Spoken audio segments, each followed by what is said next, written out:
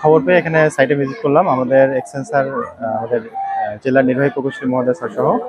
তো এখানে আমরা যেটা বুঝলাম সেটা হচ্ছে যে এখানে যে ব্রিজের নিচে যে মাটিটা, সেখানে সম্ভবত ইঁদুরের গর্ত ছিল। এখানে স্থানীয় যারা আছে, আমাদের এখানে এটা সমিতির যারা লোকজন আছে, তাদের ভাষ্য মতে ইঁদুরের গর্ত থেকে পানি যেতে যেতে এখানে বিশাল গর্ত হয়ে গেছে।